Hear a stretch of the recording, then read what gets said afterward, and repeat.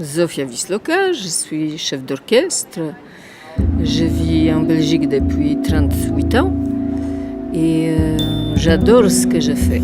Je m'appelle Jean, j'ai 23 ans et je suis étudiant à l'ULB en physique et en éthique. Et aussi, je participe activement avec plaisir à cette fabuleuse aventure qu'est l'orchestre de l'ULB.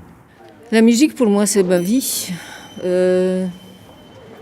C'est la manière de vivre, c'est toujours aller devant. Pour moi, la musique, ça reste un hobby et une passion, quitte à ce que cette passion, évidemment, prenne le dessus dans ma vie, évidemment. Mais ça doit rester une passion dans le rapport que j'ai à la musique, pas que ça devienne juste une profession. La situation de la femme chef d'orchestre change peu à peu à cause des situations historiques,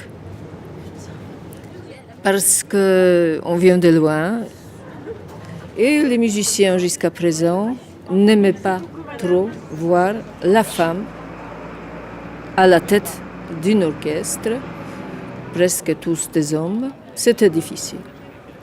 D'un côté, on peut se dire une femme qui a l'ambition de devenir chef d'orchestre va être un peu réfrénée dans ses ardeurs parce qu'elle va voir, ah oui, mais c'est plus compliqué pour les femmes.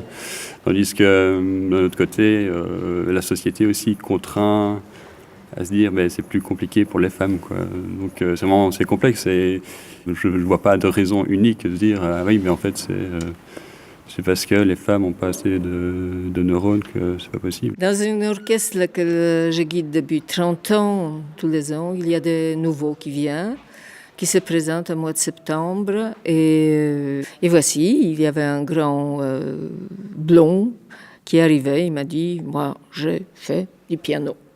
Mais Sofia, moi je l'avais déjà vue, je l'avais déjà entendu jouer, je l'avais déjà entendu donner des cours quand j'étais plus jeune, mais après je l'ai vraiment rencontrée en arrivant à l'université. Et elle m'a dit, oui, mais viens à l'orchestre, tu verras, ça va être chouette. Jean, je trouvais apte pour faire la direction d'orchestre. Il a fait son piano en Belgique, dans une académie de musique, mais il s'est approfondi aussi à Saint-Pétersbourg, en Russie.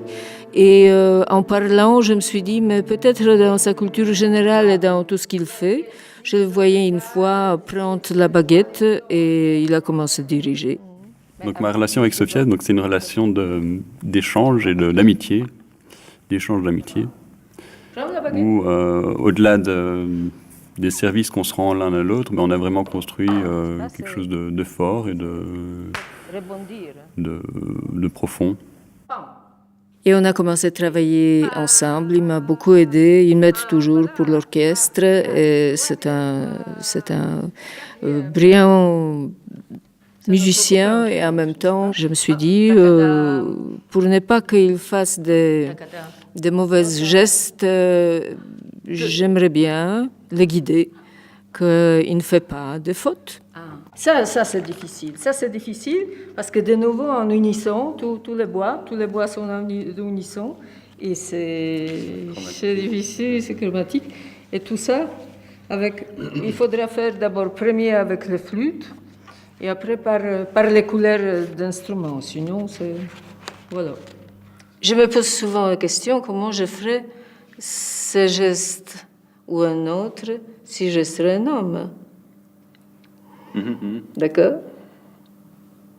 Alors, c'est une différence, tant mieux. Moi, je trouve que la différence, ça nous approche. Ça nous donne un travail sur un certain niveau. Toujours la balançoire, c'est toujours une balance. Je pense que c'est bien que tu sois une femme pour faire ça. Parce que c'est une sensibilité autre qu'un homme, parce que j'ai eu beaucoup de professeurs hommes, surtout au piano. Mais c'est une femme, c'est différent. Et puis le rapport est différent. Homme-femme ou homme-homme, c'est pas du tout la même chose. Donc je pense que ça, c'est important. Et c'est une richesse, c'est une chance que j'ai eue de faire ça avec toi. Je suis très contente de ce que tu dis. Et je pense que c'est vrai.